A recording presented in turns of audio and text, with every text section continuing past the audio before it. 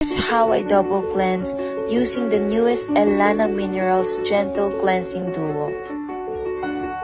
First step will be the Gentle Milky Oil Cleanser and Makeup Remover. It is an oil-based cleanser that breaks down makeup, dirt, and excess oil. It is really perfect for double cleansing. It is very lightweight, non-greasy, very hydrating on the skin, and very moisturizing.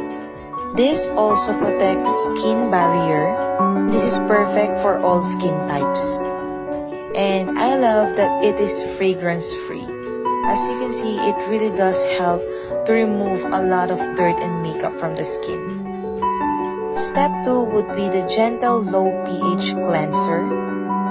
It is water-based and fragrance-free. It has a lightweight gel-like consistency.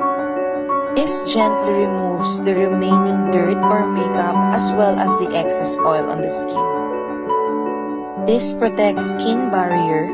This is non-drying and leaves the skin very soft and smooth.